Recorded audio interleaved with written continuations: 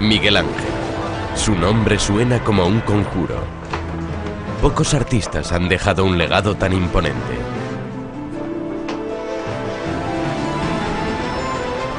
¿Cómo creó la escultura más famosa de la historia y la maravilla de la Capilla Sixtina? Sus contemporáneos le llamaron el Divino. Pero Miguel Ángel, el genio, fue también un hombre digno de lástima. ¿Fue algún trastorno la fuente de su energía creativa? El genial artista fue considerado un excéntrico testarudo con manos mágicas.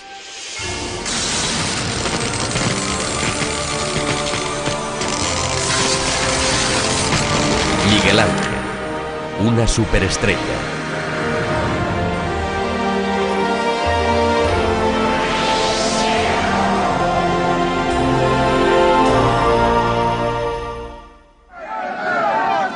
Septiembre de 1504.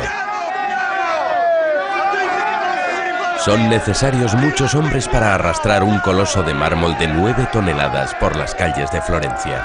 El gigante, como lo llamaron los florentinos, solo podía ser movido por la noche. Durante el día, las angostas calles estaban demasiado concurridas. Era el David, la última obra maestra de un artista de 29 años, Miguel Ángel Buonarroti. Miguel Ángel había creado un imponente símbolo de libertad para su ciudad natal, la República de Florencia. Fueron necesarios 4 días para transportar al héroe de mármol hasta su destino, la Plaza de la Señoría.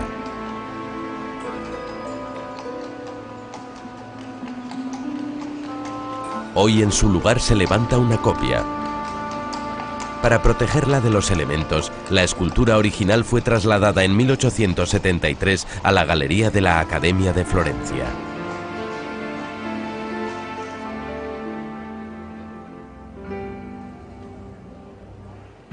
En su 500 cumpleaños, el David sigue teniendo un aspecto magnífico. Todos los años millones de visitantes le llaman Mister Universo. Tras una oportuna restauración, el superhombre brilla con un nuevo fulgor. En vida del propio Miguel Ángel, Vasari, su biógrafo, escribió: esta obra eclipsa a todas las estatuas antiguas y modernas de Roma. El David fue la primera escultura de mármol exenta desde la antigüedad clásica. El arte de los antiguos griegos había vuelto a renacer en Florencia. Florencia estaba en el cenit de su poder. Era una ciudad rica que gobernaba sobre toda la Toscana y se había convertido en el opulento centro cultural de la región.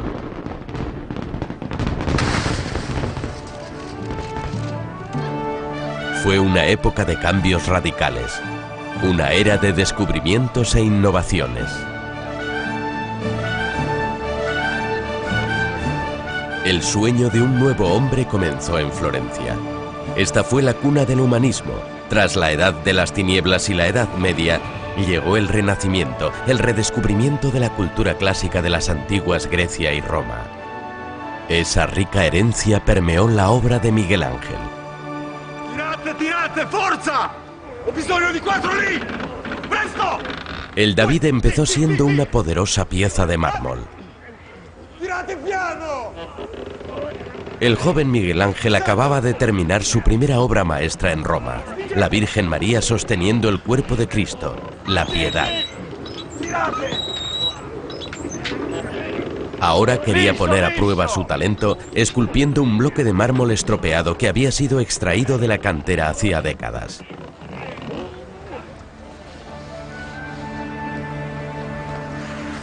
Había dibujado cientos de bocetos, pero aún así tendría que trabajar con extrema precisión. Parecía como si, dotado de una visión de rayos X, Miguel Ángel pudiera ver el contorno de la estatua terminada. La estatua tenía que estar medida al centímetro para que coincidiera con la forma del bloque de mármol del que disponía. Hay magia en el mármol. El artista más grande ve solo lo que ya hay en el mármol.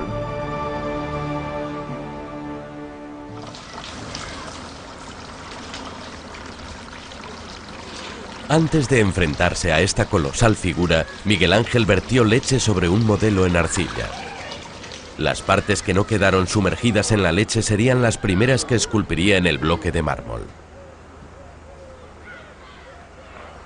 Miguel Ángel mantenía una especie de historia de amor con el mármol. Primero, cinceló el brazo izquierdo, la parte del enorme cuerpo que más sobresalía de la estatua.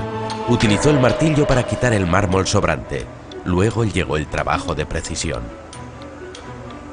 El bloque de mármol tenía una depresión, lo que significaba que uno de los brazos tenía que estar en ángulo. Después de 4 meses de trabajo llegó el invierno con lloviznas constantes e incluso nieve. A veces el artista movía sus herramientas con la energía de un herrero en la forja. En otras ocasiones, su trabajo era tan delicado como el de un cirujano con el escalpelo. Esta obra, una de las muchas esculturas no terminadas de Miguel Ángel, es un ejemplo de su talento a la hora de extraer una figura del mármol.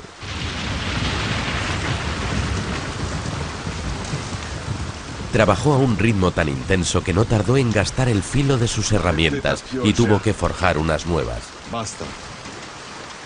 Rara vez contaba con ayuda.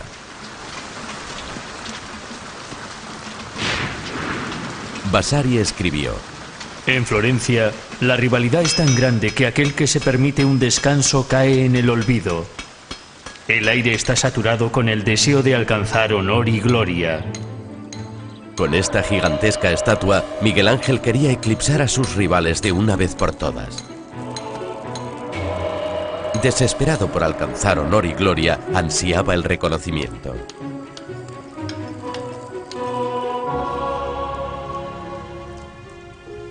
Miguel Ángel estaba tan obsesionado con su gran proyecto que con frecuencia dormía junto a su estatua. Con la leche de mi nodriza, mamé el cincel y el martillo con los que creo mis estatuas. Los frecuentes embarazos de su madre le impidieron tener tiempo para cuidar de él, así que Miguel Ángel vivió sus primeros 6 años con la familia de un cantero.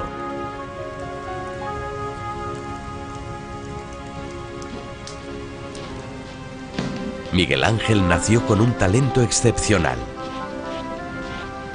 Pero su padre, Ludovico, no supo ver el don de su hijo. Su padre lo envió a la escuela porque quería que fuese abogado, pero lo único que le gustaba era el dibujo. Solía dibujar a escondidas porque su padre le pegaba cuando le encontraba dibujando.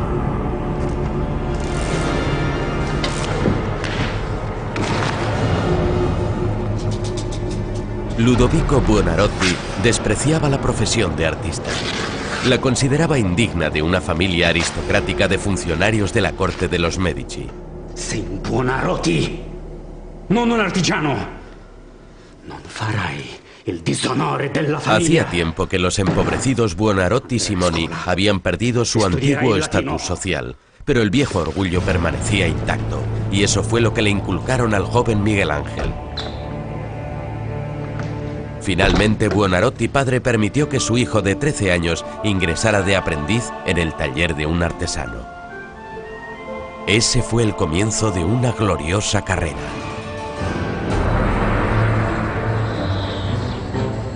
Miguel Ángel aprendió de los filósofos de la antigua Grecia que un espíritu noble se pone de manifiesto en un cuerpo hermoso. La Edad Media había antepuesto la condición espiritual del hombre a cualquier otra consideración. Según la Iglesia medieval, la mayor esperanza del hombre residía en la vida después de la muerte. Pero el David era una radiante creación de Dios, una encarnación activa del mundo moderno. La estatua sirvió también de propaganda para la República de Florencia, que acababa de librarse del poder tiránico de los Medici. Los partidarios de los Medici arrojaron piedras contra la estatua. No querían que el David se convirtiera en un símbolo de fortezza, el indomable espíritu de los ciudadanos libres. Desde mi nacimiento estuve destinado a representar la belleza. Miguel Ángel veía la belleza humana como la imagen de la perfección divina. ¿Glorificó Miguel Ángel la perfección física porque se consideraba un hombre desfigurado? Me considero un hombre feo. Mi rostro inspira temor. Un aprendiz envidioso le había roto la nariz. Me alimento únicamente de lo que resplandece y arde, y vivo de lo que otros mueren. Encuentro consuelo en la negra melancolía. Fue un artista lleno de contradicciones en cuyo espíritu tenía cabida toda la gama de las emociones humanas. No era el típico artista del Renacimiento rebosante de confianza, que creaba bellas obras de arte llevado por la pasión y la razón.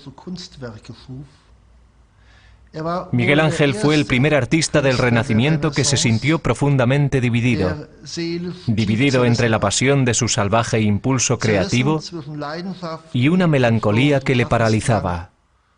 Entre la autoglorificación y el desprecio por sí mismo. Entre la euforia y una ansiedad que le devoraba por dentro.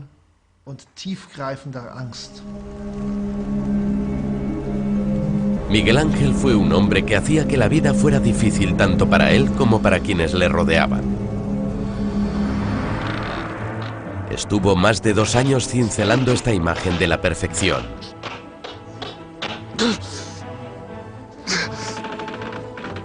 En todas las partes del cuerpo que tallaba, quería destruir las convenciones y crear algo enteramente nuevo.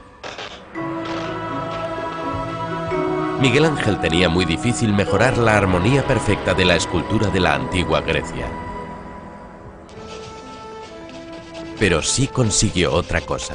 No solo le dio un cuerpo perfecto a su David, también le dio otra dimensión. Extrajo el alma del mármol.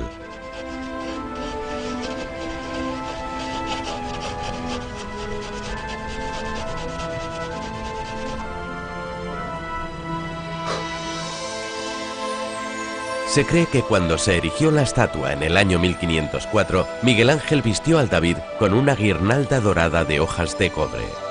Esto no es algo tan sorprendente como podría parecer. Se sabe que en la antigüedad solían dorar o pintar con colores brillantes algunas estatuas.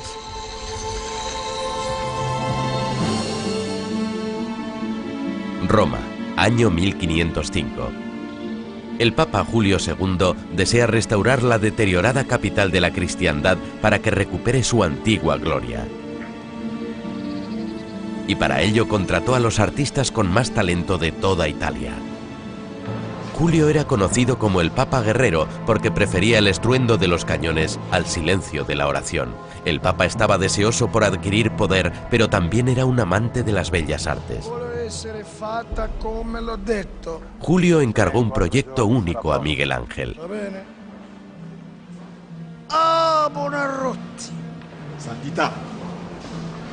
Para conseguir el encargo, Miguel Ángel estaba incluso dispuesto a besar las zapatillas del pontífice, aunque sin entusiasmo. Julio quería que Miguel Ángel construyera una tumba gigantesca similar a las de los emperadores romanos. Santo Padre, mi permetta di mostrarle il progetto. Il sepolcro si erge su 4 piani. Un proyecto ambicioso a la medida de un artista ambicioso y al servicio de un papa ambicioso. Adorneranno 40 grandi sculture. Miguel Ángel planeó una gran tumba, de mármol, de 3 pisos de altura. Sería una estructura monumental con más de 40 estatuas de figuras bíblicas, entre ellas Moisés, el trabajo de toda una vida.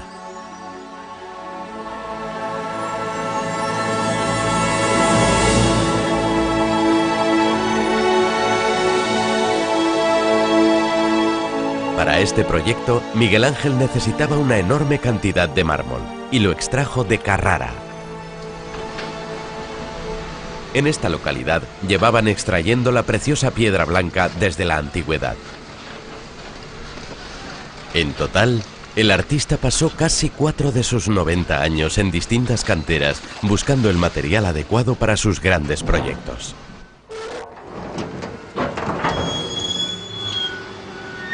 Solo para esta tumba trabajó durante 8 meses con los canteros hasta que consiguió llenar 70 carros con un mármol blanco como la nieve.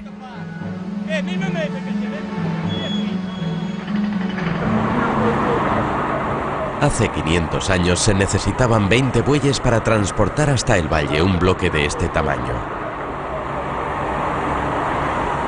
Hoy basta con un solo camión.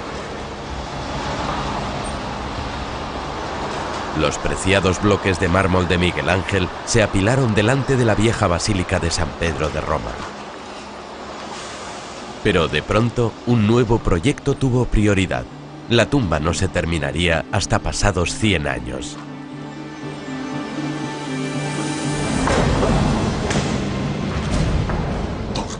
¡Qué decepción! Súbitamente las puertas del Vaticano se habían cerrado para el artista. ¡Debe pagar!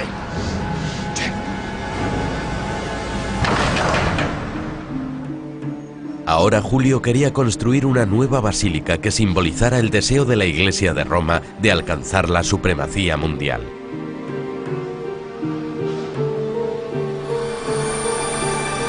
La tumba cayó víctima de este nuevo y grandioso proyecto, al igual que la vieja Basílica de San Pedro, que ya tenía 1000 años de antigüedad, puesto que el nuevo plan exigía su demolición. Junto a la ahora condenada basílica se encontraba la Capilla Sixtina, la capilla de los papas.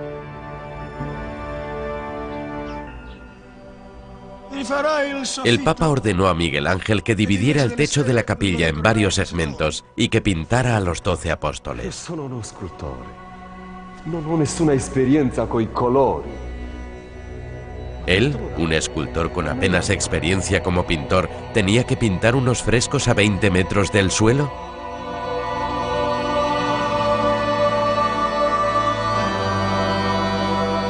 ¿Y tenía que hacerlo en una capilla que era un desastre arquitectónico? ¿Una caja rectangular de 40 metros? Que diventerà un'opera illustre. Miguel Ángel se sentía profundamente herido, pero toda protesta era en vano. Julio había hablado. Sixto, el tío de Julio, había construido la Capilla Sixtina y desde entonces se habían celebrado en ella varios cónclaves. Era mitad iglesia, mitad fortaleza. Los soldados dormían en casamatas encima de las bóvedas que tenía que pintar Miguel Ángel.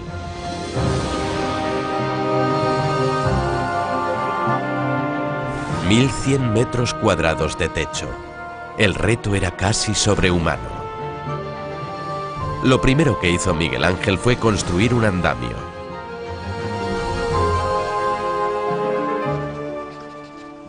Miguel Ángel había aceptado el reto. Ahora necesitaba presentar un concepto espectacular. Y decidió pintar nada menos que el drama de la creación, el Génesis, con sus escenas de condena y perdón, sufrimiento y liberación. Francesco, prepari il diluvio. Ya que no podía tallar figuras tridimensionales para la tumba del Papa, las pintaría en el techo de la Capilla Sixtina.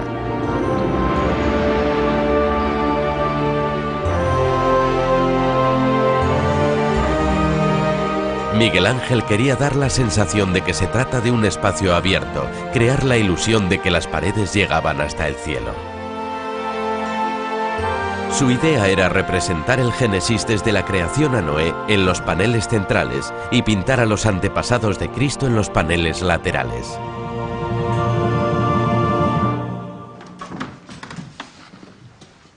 Miguel Ángel requirió la ayuda de expertos pintores al fresco de Florencia para que le ayudaran a hacer realidad su idea.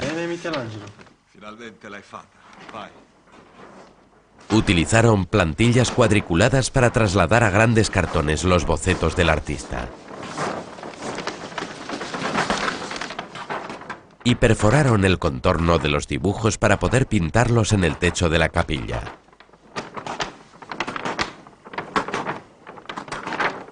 Los cartones para el fresco del diluvio fueron los primeros que prepararon. Antes del amanecer, el capataz preparaba una mezcla de arena, cal muerta, cenizas volcánicas y agua.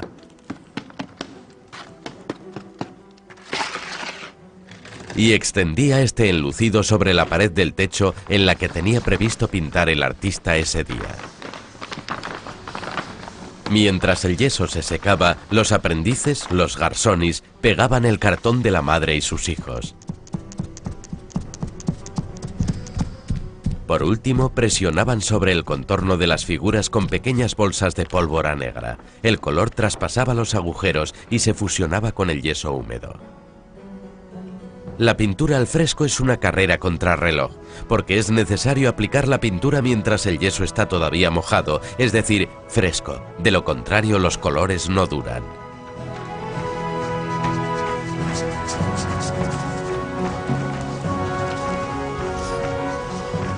Pintar sobre el yeso húmedo es un trabajo arduo porque no es posible corregir nada.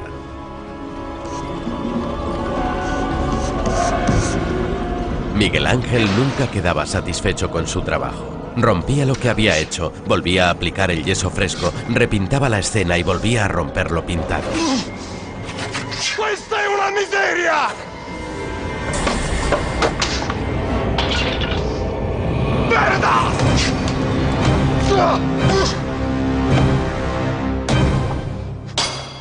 Perché guardi? Perché guardi? Sei fortunato, perché sei sempre soddisfatto di quello che fai. Mentre io non ho mai portato a termine un'opera per cui possa ritenermi tale.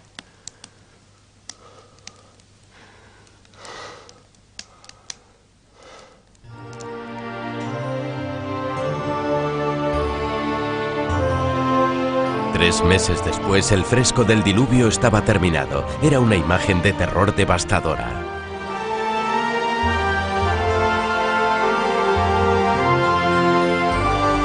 Pero Miguel Ángel se dio cuenta de que estaba despilfarrando sus fuerzas. Había pintado 61 figuras en un retablo de apenas 7 metros de ancho. La mayoría de las figuras eran demasiado pequeñas. Desde el suelo a 20 metros de distancia, el espectador apenas podía intuirlas. A partir de ese momento, el artista solo pintó figuras gigantescas en el techo de la bóveda. Profetas del Viejo Testamento de 4 metros de altura capturados en escorzos dramáticos como si fueran figuras en movimiento.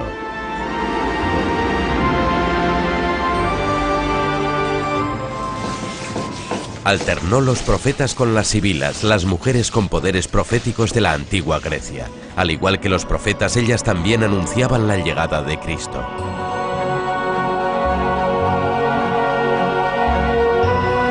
Jamás se habían visto unos colores tan fuertes y vivos.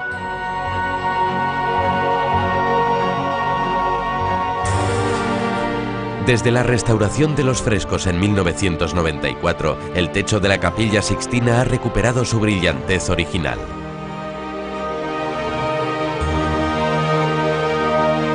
Para Miguel Ángel, solo la figura masculina tenía las proporciones ideales. Por eso pintó a las figuras femeninas con cuerpos musculosos de hombre.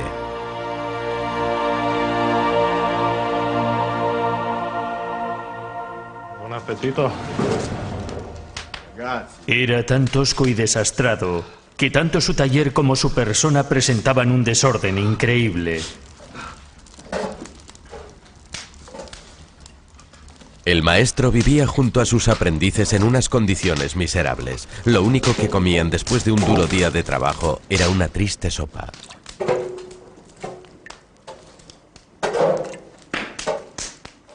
En Roma vivieron con miedo a contraer la peste.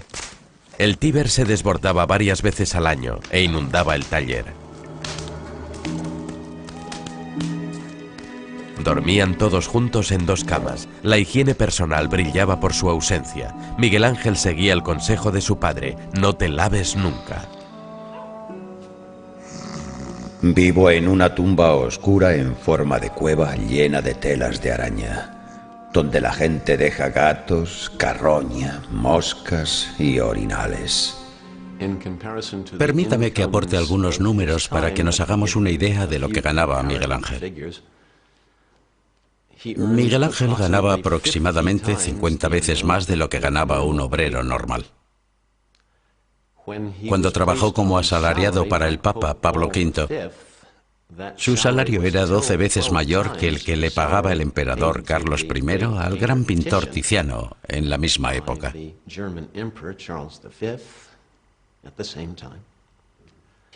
Miguel Ángel dejó una fortuna cercana a la cuarta parte de la fortuna que dejaron algunos de los banqueros y príncipes más ricos de su tiempo.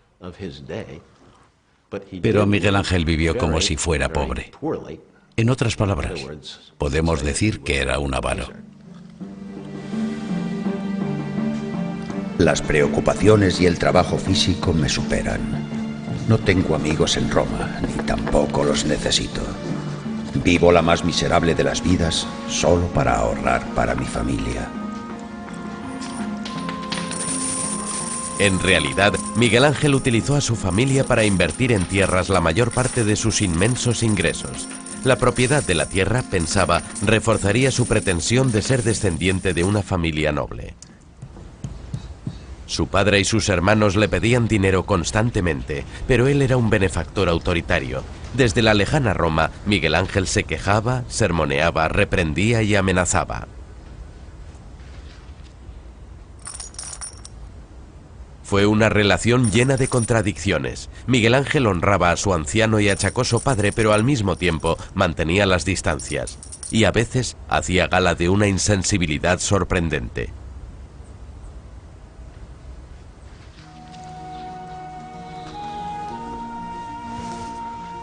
No está claro si Miguel Ángel utilizó modelos masculinos para pintar sus musculosas figuras femeninas.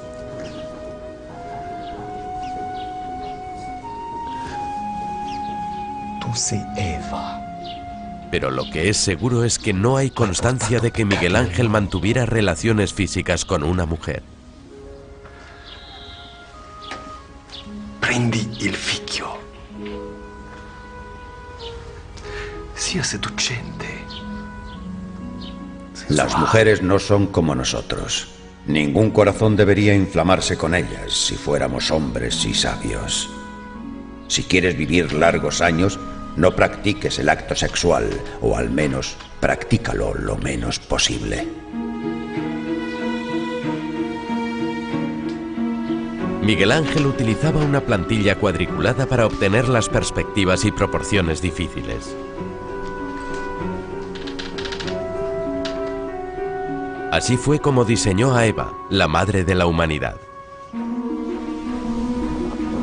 Arrebatado, con frecuencia se levantaba a trabajar por la noche, iluminando su obra con un sombrero cubierto de velas encendidas.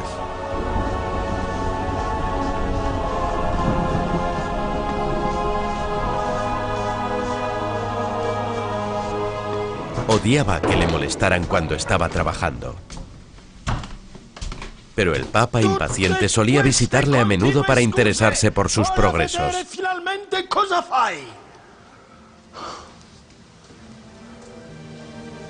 Julio era consciente de que Miguel Ángel estaba creando una obra de arte revolucionaria delante de sus ojos. Miguel Ángel terminó esta magistral pintura en apenas 3 semanas. Su alusión sexual es inequívoca. Es interesante que Miguel Ángel no atribuyera la expulsión del paraíso solo a Eva. Ella permanece pasiva. Es Adán quien se acerca al árbol de la ciencia para coger él mismo la manzana prohibida. A la izquierda el Papa vio la tentación de Adán y Eva. A la derecha su expulsión del paraíso. Al principio eran hermosos, pero el pecado les afea. È qualcosa di completamente nuovo. Miguel Ángel estaba convencido de que la lujuria de la carne había traído el pecado al mundo. Su actitud personal hacia el sexo estuvo también marcada por el miedo a caer en el pecado.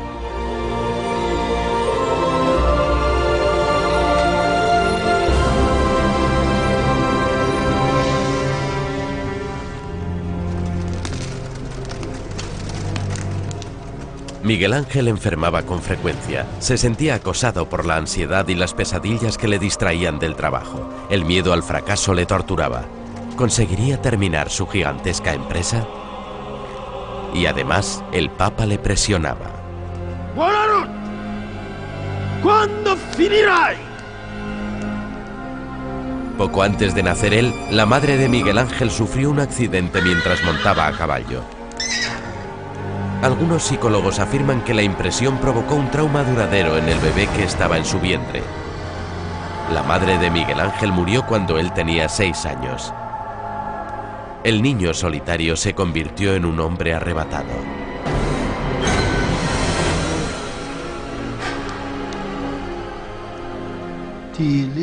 La vida de Miguel Ángel estuvo fuertemente influenciada por 2 factores. Y en ese sentido debemos destacar su comportamiento autista.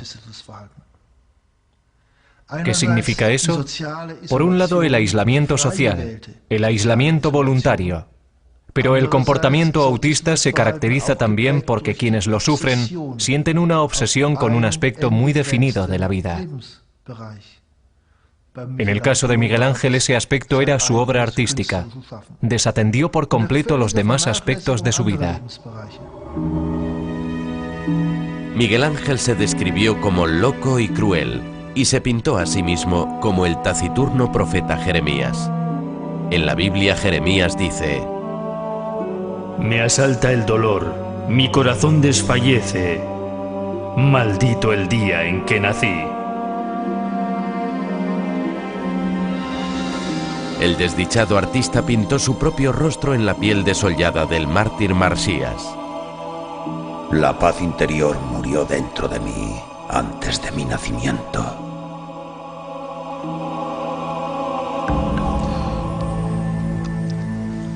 En octubre de 1509, el pintor empezó a quejarse de un agudo dolor causado por años de hacer contorsiones en el andamio. La barba me apunta hacia arriba y tengo la cabeza torcida hacia atrás, mientras que la pintura que me cae sobre los párpados me pinta un bonito mosaico en las mejillas. Tengo la piel de la frente estirada de la fuerza que hago y la piel del cuello arrugada de tanto doblarlo. Estoy doblado tensamente como un arco sirio. El frío y la humedad hacían que los inviernos en la capilla fueran muy duros. Las pequeñas fogatas apenas conseguían caldear el ambiente.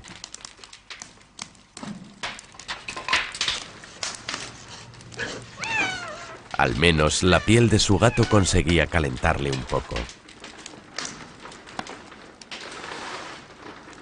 Tras trabajar durante un año, Miguel Ángel y su equipo apenas habían pintado 300 metros cuadrados. Se dice que un día el maestro les cerró la puerta de la capilla a los aprendices porque estaba descontento con su trabajo. A partir de entonces continuó él solo con el colosal proyecto. ¡Buonanotte, abre la puerta! ¡Buonanotte! Pero dio curso el propio Miguel Ángel a esta leyenda en su vejez para ser admirado como un héroe solitario. Sus libros de contabilidad sugieren lo contrario. La decoración del techo de la Capilla Sistina fue obra del propio Miguel Ángel. Todo lo que exigía talento artístico lo hizo él solo. Y esto lo sabemos porque conocemos sus libros de contabilidad. Porque generalmente en ellos anotaba lo que hacía con su dinero, en qué lo gastaba, y no figura que pagara a nadie para que le ayudara. Y una ayuda profesional hubiera exigido el desembolso de una importante cantidad de dinero. Los modelos de Miguel Ángel eran hombres muy musculados. Tenían cuerpos de fisioculturista, como si estuvieran tallados en mármol. Miguel Ángel consideraba que el hombre era el centro de la creación y la forma masculina era la cumbre de la belleza física y espiritual.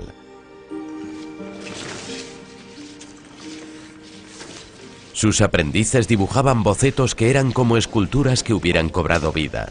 Estaban dibujados a la misma enorme escala que las poderosas estatuas del maestro. Ninguna de esas figuras está vestida. Partiendo de la palabra nudi, que significa desnudo, Miguel Ángel llamó a los 20 jóvenes de sus frescos los ignudi. Son criaturas de una belleza lasciva y ambigua, llena de sensualidad.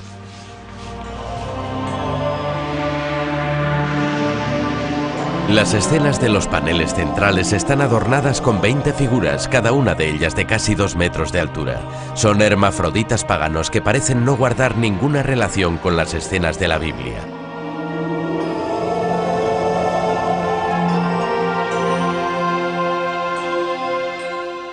Con frecuencia las alusiones de Miguel Ángel son referencias contemporáneas y su significado se ha perdido.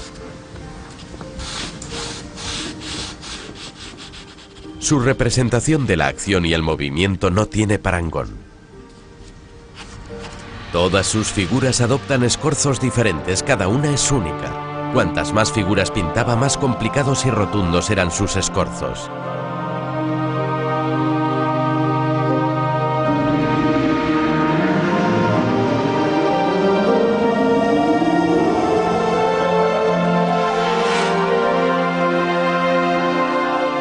En total, Miguel Ángel pintó 800 estructuras anatómicas diferentes. Così. Ecco. Durante su aprendizaje, Miguel Ángel pasó años diseccionando cadáveres en secreto para conocer mejor el cuerpo humano. Para representar la tensión de los músculos en movimiento, Miguel Ángel necesitaba conocer el cuerpo humano en detalle. La famosa escultura griega Laoconte con sus hijos es una inspiración obvia a su trabajo.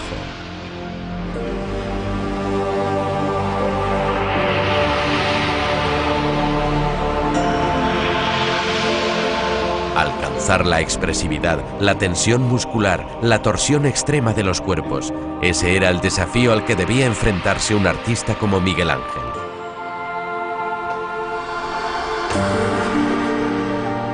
Miguel Ángel transformó el famoso modelo en un festín de equilibrio en su representación de la Sibila Livia.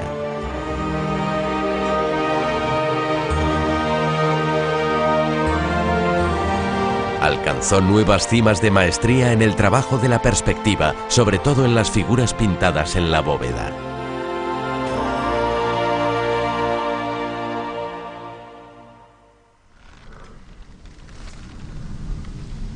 Sus bocetos eran muy valorados por los coleccionistas. En la actualidad están considerados como obras maestras absolutas. A partir de ello se desarrolló una nueva forma de arte. Los bocetos dejaron de ser considerados simples diseños previos para pinturas más grandes, para pasar a ser consideradas obras de arte por derecho propio. El genio de Miguel Ángel asombraba a sus contemporáneos, aunque él era más modesto en sus apreciaciones. El genio es tener una paciencia eterna, desechar, dibujar y volver a hacer lo dibujado. El arte debe parecer que ha sido creado sin esfuerzo.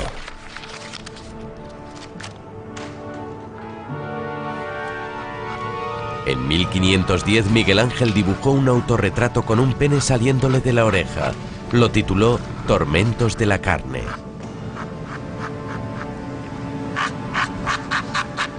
¿Reprimía sus inclinaciones homosexuales? Te prego. ¿El miedo al pecado le convirtió en un asceta?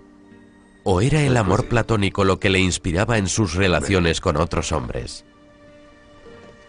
El concepto de amor platónico, la celebración de un lazo de unión casto y espiritual entre hombres, tomó una nueva vida en el Renacimiento.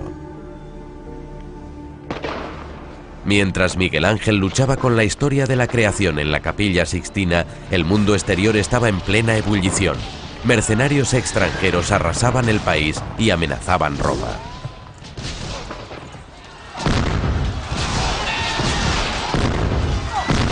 El Papa perdía una batalla tras otra, y la guerra estaba menguando el presupuesto que tenía reservado para el arte.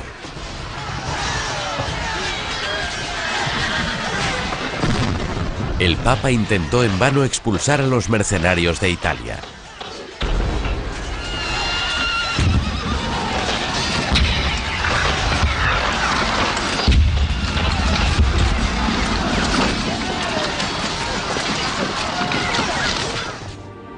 El impaciente Miguel Ángel tuvo que esperar 14 meses antes de volver a retomar su colosal obra. Decorar la primera mitad del techo le llevó 2 largos años, pero solo tardó un año en completar los 600 metros cuadrados restantes.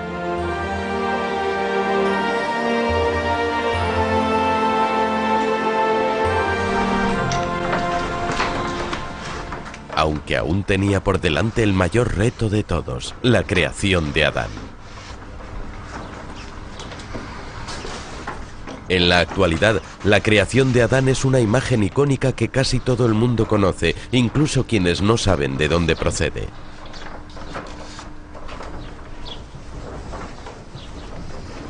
Miguel Ángel había adquirido tal dominio de la técnica de la pintura al fresco que pintó a Adán en un tiempo récord, solo 4 días.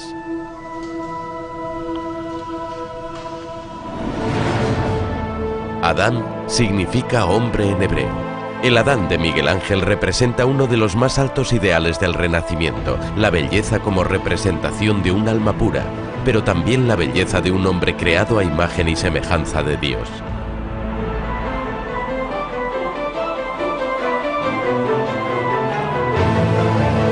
Aunque para sus primeros admiradores, la creación de Adán no tenía el significado que tiene hoy en día. Muchos ni siquiera se dieron cuenta de que el hombre con barbas representaba a Dios. Y fue solo en la segunda mitad del siglo XX cuando las famosas manos que se tocan fueron convertidas en un objeto de culto.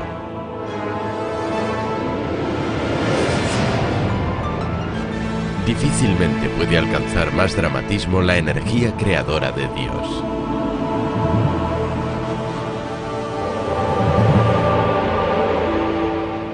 Con una dinámica torsión de su cuerpo, un Dios imponente crea el sol y la luna simultáneamente. ¿Quién hasta entonces había pintado al Todopoderoso con el trasero desnudo?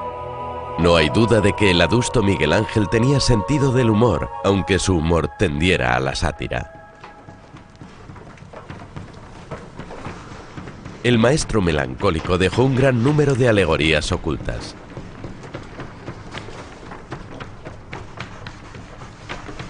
El doctor estadounidense Frank Mesberger está convencido, por ejemplo, de que la pintura de Dios y los ángeles se corresponde exactamente con un corte transversal del cerebro humano. Según su interpretación, la sábana malva corresponde al cerebro, el velo verde a la arteria vertebral y la pierna del ángel que se extiende delante a la glándula pituitaria. Las líneas blancas representan otras partes importantes como los surcos que separan los lóbulos cerebrales. Miguel Ángel, siguiendo una creencia habitual en el Renacimiento, pensaba que el hombre había recibido la razón de Dios. ¿Quiso el pintor insinuar que Dios estaba encendiendo el intelecto de Adán?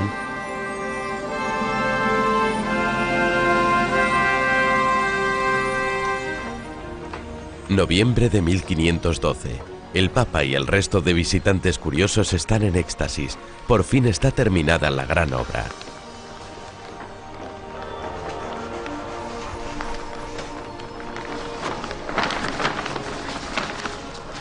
Se quedaron maravillados ante una de las composiciones pictóricas más grandes de la historia. 150 secciones individuales con 343 figuras individuales. El artista que quería ser escultor resultó ser el pintor más genial de todos los tiempos.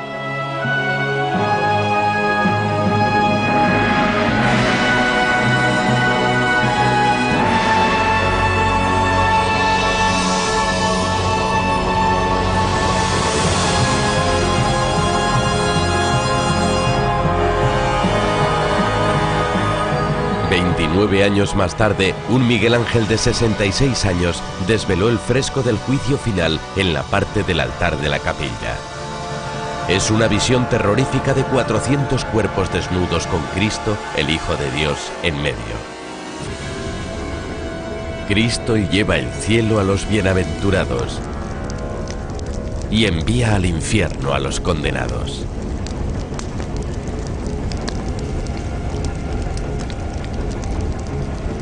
El alegre liberalismo del Renacimiento había dado paso a una profunda angustia.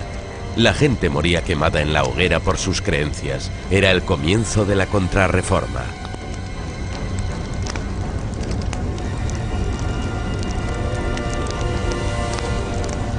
La formidable obra maestra de Miguel Ángel era apocalíptica. Reflejaba el tormento espiritual que le acuciaba cada vez más.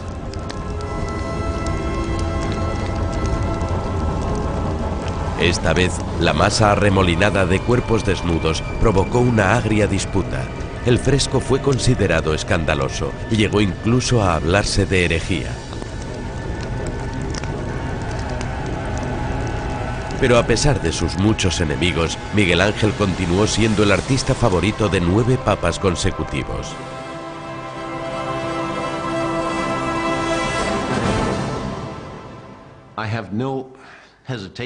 No tengo ninguna duda en considerar a Miguel Ángel una superestrella.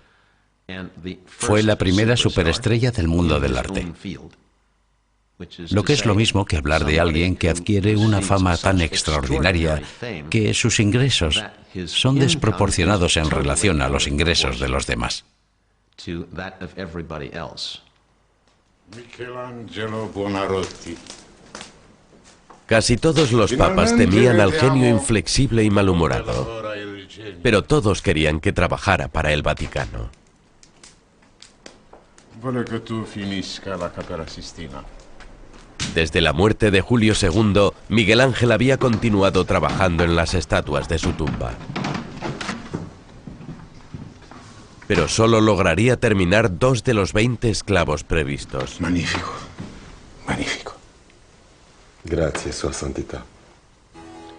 Hoy están expuestos en el Museo del Louvre de París.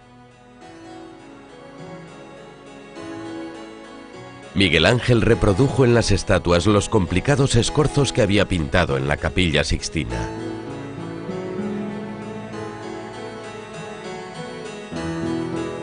En el Renacimiento, un esclavo encadenado simbolizaba los malvados deseos de un alma sometida al pecado. El motivo era también un símbolo de la angustia del artista.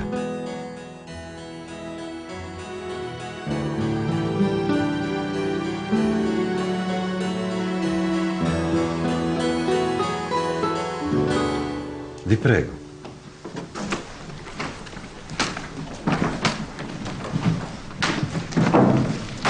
El Papa Pablo llegó con una docena de cardenales. Contemplaron maravillados el Moisés. Uno de ellos dijo que bastaba esa estatua para que perdurara la memoria de un papa. Sepolcro di Papa Giulio. En vez de un gran mausoleo con 40 estatuas, Miguel Ángel construyó una comparativamente modesta tumba adosada a una pared dentro de una iglesia romana. La fachada de mármol de la tumba se completó 40 años después de que Miguel Ángel recibiera el encargo de construirla. De sus 7 estatuas, solo 3 eran obras del propio Miguel Ángel. El Moisés era una de ellas.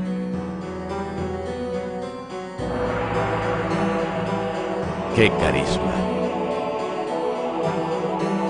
Innumerables expertos han intentado explicar el misterioso atractivo de este Moisés.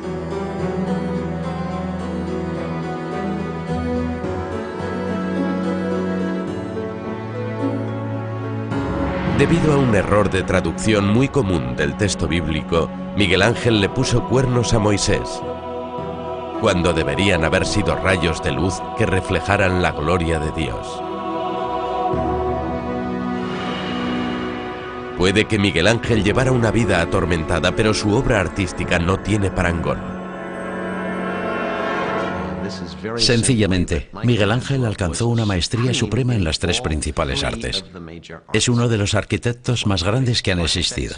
Es uno de los escultores más grandes que han existido. Y es uno de los pintores más grandes que han existido. No hay ningún otro artista del que pueda decirse lo mismo.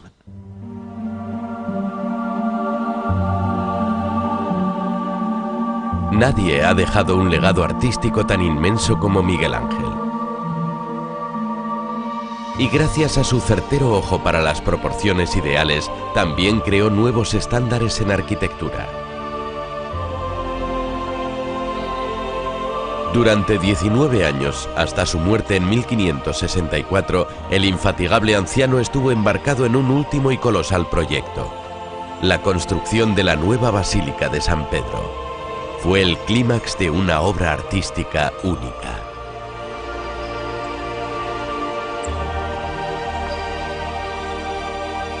Y sin embargo, al final de sus casi 90 años, el divino consideró que su vida había sido un fracaso. Atormentado por el temor al juicio de Dios, cuestionó el papel del artista e incluso del propio arte.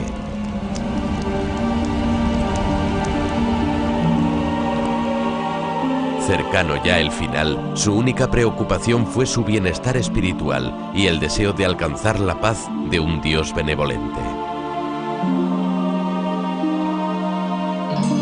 En una de sus últimas e incompletas obras, el torturado artista se representó a sí mismo como Nicodemo, el hombre que bajó el cuerpo de Jesús de la cruz. Miguel Ángel Buonarroti. ¿Quién se atrevería a medir a un genio por sus flaquezas? Sus flaquezas revelan algunos de los secretos más íntimos del hombre y el artista. Y eso es lo que hace que el florentino resulte tan fascinante para la posteridad.